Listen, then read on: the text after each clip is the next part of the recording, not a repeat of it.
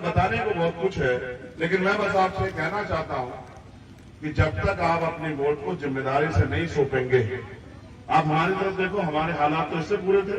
तो बाबा साहब अम्बेडकर जैसा नेता हमारे यहाँ पैदा हुआ, उन्होंने समाज को समझाया, समाज अपने पैरों पर खड़ा हो गया और देखो कितना बड़ा कारनामा करके दिखाया। आज हमारे हिस्सेदारी आप याद करो, जब मुल्क आजाद हुआ तो कितने परसेंट मुसलमान नौकरी में था और आज कितने परसेंट मुसलमान नौकरी में, एक बार आप देखो तो आपको पता लगेगा। जब तक आप अपने राजनीतिक हैसियत नहीं बनाओगे और सिस्टम का हिस्सा नहीं बनोगे, तब तक आपकी जिंदगी में बदलाव होने वाला नहीं। आप मुझे खूब गुलदस्ते दो, आप खूब मुझे घुमाओ गाँव में, बहुत अच्छी बात है, लेकिन जब तक आप मन बना के ये सोच के कि हम चंद्रशेखर आजाद हैं, जब तक आप मेहनत नहीं करोगे कुछ भी नहीं बदलेगा। मेरी बात आप याद, ये लोकतंत्र है। एक वोट से जो हार जाएगा वो सदन के बाहर खड़ा होगा और जो जीत जाएगा आवाज में दम होगा। सड़क की आवाज में जितना दम था वो मैंने पिछले 11 साल से दिखाया है। 66 दिन तिहाड़ में रहा, उसके बाद 10 दिन 15 दिन हुए थे, सरकार एनआरसी में कानून ले आई, फिर लड़ाई लड़ने गया। ऐसा मसला नहीं है, चाहे 69,000 शिक्षक भर्ती का मामला हो, चाहे 13 महीने चला किसान आंदोलन हो, चाहे महिला पहलवान बहन बेटियों के सम्मान की लड़ाई हो, हर लड़ाई को मैंने अब आंसू बहाते रहते, कोई पूछने वाला नहीं होता। चाहे मैटोर में सलमान के ऊपर गोली चली हो, चाहे मेरठ का मामला हो, चाहे हिजाब का कर्नाटक का मामला हो, कहीं ऐसा कोई मामला ना इनकम टैक्स, ना मुकदमे, ना जेल, मैं इन सबसे झेल के आया। इसने मेरे ऊपर 4-4 गोली चला के मेरी जान लेने का प्रयास किया। ये तो मेरी माओ का आशीर्वाद था, ये तो हमारे संतों गुरुओं का आशीर्वाद था, ये तो आप भाइयों की दुआओं का वो था। ये है मुझे रोकने के लिए, मैं उन पर रुकने वाला नहीं हूं। मुझे रोकोगे भी आप और मुझे आगे बढ़ाओगे भी आप। जब मेरे लोग मेरा साथ देंगे तो कोई मुझे नहीं रोक पाएगा। और जितना ताकतवर चंद्रशेखर व्यक्ति होगा, जितना ताकतवर चंद्रशेखर आजाद होता जाएगा। आज बताओ, पहले नौकरी आती थी, अब कहां आती है नौकरी? अब तो सारे सरकारी डिपार्टमेंट प्राइवेट कर दिए और अडानी अंबानी को बेच दिए। आप खाने आने वाले कल में एक आदमी भी हमारा कुर्सी में नहीं बैठा होगा तो हमारी सुनवाई कौन करेगा? थाने में, कचहरी में, किसी दफ्तर में जब हमारा आदमी नहीं होगा तो हमें कौन पूछेगा? आज भी सब कुछ होते हुए हमें किसी योजना का लाभ नहीं मिलता और सरकार का डंडा हमेशा हमारे ऊपर चला रहता है। और बहुत सारे लोग तो इस बात से भी खुश है कि मुसलमानों को टाइट कर रखा है, इस वजह से हमें जो है इनकी मदद करनी है, सरकार को बनाकर रखना है। एक कहावत ये है कि भारत में आदमी अपने दुख से दुखी नहीं, पड़ोसी के सुख से दुखी, और वो अपना बहुत सारा समय पड़ोसी को बर्बाद करने में निकाल देता है। देखो, पड़ोसी की चिंता मत करो, अपनी चिंता करो। जब आप अपनी चिंता करोगे तभी आपकी जिंदगी बदलाव होगा।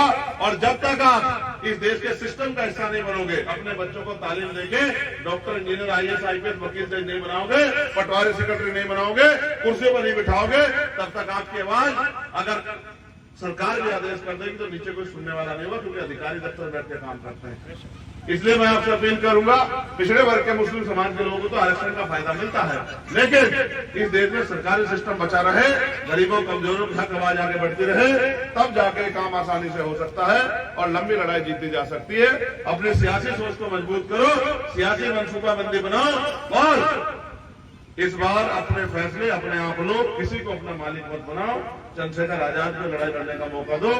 मैं आपको विश्वास दिला कहता हूं कि नगीना लोकसभा के क्षेत्र के लिए तो हम काम करेंगे, लेकिन अगर पूरे देश में कहीं भी कोई कानून बना के कोई भी सरकार किसी गरीब मजलूम पे जुल्म करने का प्रयास करेगी तो हम सीना तान के उसके खिलाफ लाठी बन के लड़ने का काम करेंगे, आपकी आवाज बनने का काम करेंगे, आपको ताकत देने का काम करेंगे।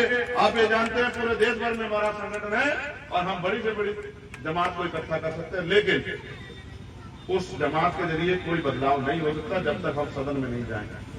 तो इसलिए मैं आपसे अपील करता हूं, आप बहुत जिम्मेदार समझदार लोग हैं। जैसा मेरे भाइयों ने यहाँ एक कमेटी बनाई हुई है, उस कमेटी के जरिए साइन यूथ वेलफेयर सोसाइटी के जरिए वो यहाँ बहुत सारी मदद करते हैं, जिसमें ब्लड देना, राशन देना, ऑक्सीजन किट देना और तमाम तरह की व्यवस्था करना। मैं उन भाइयों को भी ये कहना चाहता हूँ, जब मैं उनके लेटर को पढ़ रहा था तो मैंने उनसे कहा था, भारत में खिदमत करने के लिए सबसे बड़ी जो जगह है वो इस देश की पार्लियामेंट और असेंबली है। कानून वहीं से बनते हैं और कानून वहीं से लागू होते हैं। सड़क से ना कानून बनते ना लागू होते। जो खिदमत का आप काम कर रहे हो, इससे आगे बढ़ के आप एक आदमी की मदद कर दोगे, 2 की, 10 की, 20 की, लेकिन सरकार जो पॉलिसी बनाती है उससे लाखों करोड़ों लोगों की मदद होती है। अगर वास्तविकता में कुछ करने का मन है तो आओ मेरे साथ और आजादी की जंग लड़ो, राजनीतिक हिस्सेदारी पैदा करो और ताकत बन के आगे बढ़ो।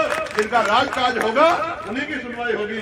पुलिस भी उनकी होती है, एडमिनिस्ट्रेशन भी उनका होता है, वकील भी उनका होता है, सरकार भी उनकी होती है, अधिकारी भी उनके होते हैं, योजना भी वो बनाते हैं। जब आपका आदमी कुर्सी में नहीं बैठेगा आपके लिए योजना कौन बनाएगा? और आपके मुखालफत में कानून बनेंगे।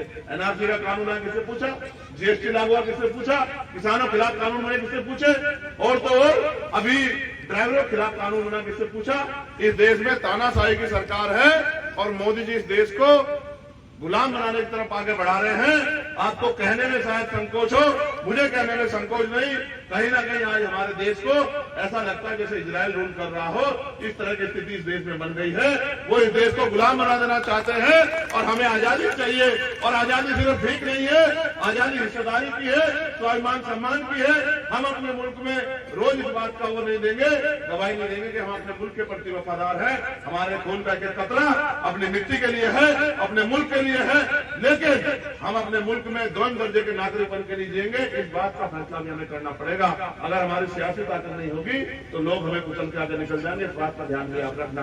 और जैसा मैंने आपको कहा था कि वो जो दिल्ली में पड़ी हुई लात है, वो लात आपको नहीं पड़ी, वो हर न्यायपरक संविधानवादी व्यक्ति को पड़ी है। वो लात मुझे भी पड़ी है और मेरे दिल में भी इस बात का दर्द है। लेकिन मैं आपको पूछना चाहता हूं, कहां से लोग न्याय है? आजकल तो न्यायपालिका में बैठे जज भी कब बदल जाए यही नहीं पता लग रहा है।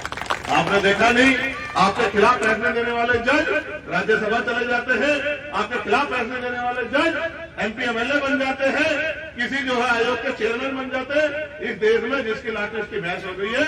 इसलिए आपको कह रहा हूं, हम पे अगर आज लड़ने के लिए हथियार है तो वो वोट है, और अगर ताकत है तो इस कलम में है। तलवार में ताकत होती तो ये देश में ये हाल नहीं होते। ताकत कलम में है, लोकतंत्र है, जमहूरियत है, अपनी वोट से ताकत बनाओ। और जिन लोगों ने आपको ठगा, एक कहावत है हमारे, आजमाए में को आजमाओगे तो वही मिलेगा जो मिलता है। अगर जिस आदमी को आजमा चुके उसको आजमाओगे तो वही मिलेगा जो मिलता है। आपने यहाँ 3 पार्टी का एमपी बनाया, आपने यहाँ सबसे पहला एमपी समाजवादी पार्टी का बनाया, दूसरा एमपी आपने यहाँ भारतीय जनता पार्टी का, तीसरा आपने गठबंधन का बनाया। क्या गठबंधन वाले एमपी को 5 साल आपने देखा आपकी बस्ती में? कभी कोई लड़ाई लड़ी हो आपकी? कभी कोई आवाज उठाई हो? कभी कहीं ढूंढा मिला हो? कभी किसी गरीब के घर जाकर पूछा हो कि तेरे घर में रोटी है नहीं है? कभी पार्लियामेंट में आपने सुना हो कि वो आपके क्षेत्र के लिए बोल रहा हो? क्या लिए है क्षेत्र में आप बताओ। नेटवर्क में जब मेरे भाई सलीम सिद्दीकी जान गई हार्ट अटैक से, उसी दिन जब उसके परिवार से मिलने गया था पीने के पहले, उसके परिवार के लोगों ने मुझसे कहा कि चंद्रशेखर आजाद भाई, अगर यहाँ कोई बड़ा हॉस्पिटल होता तो सलीम भाई जिंदा होते। उसी दिन मैंने तय कर लिया था कि इतनी ताकत पैदा करूंगा घूम घूम के, इतनी ताकत आए एम्स जैसा हॉस्पिटल इस नेटवर्क नगीना लोकसभा में बना के दिखाऊंगा इस क्षेत्र में।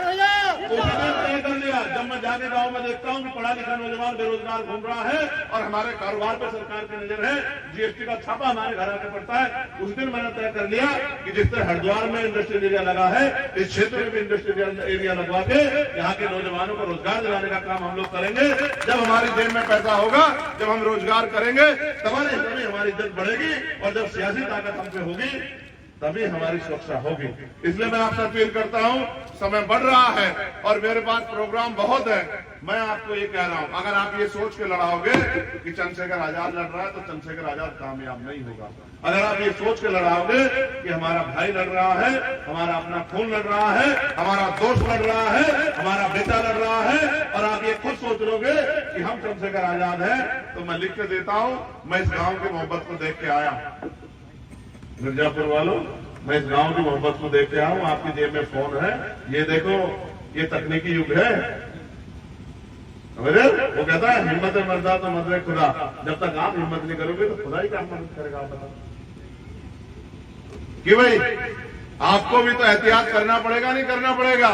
आपको तो सियासी सोच पैदा करनी पड़ेगी, नहीं करनी पड़ेगी? और जब आप अपने फोन का प्रयोग करके अपने दोस्तों रिश्तेदारों को फोन मिला कहोगे कि हमने तमाम पार्टियों को देख लिया, एक आदमी है जो हमारे लिए जान की बाजी लगा के बिल्कुल हमारे जैसा, ना किसी नेता का बेटा, ना मंत्री एमपी एमएलए का, ना मुख्यमंत्री का, एक गरीब का बेटा जो हमारे साथ कंधे से कंधा मिलाकर लड़ना चाहता है, तो हमें उसका साथ देना चाहिए।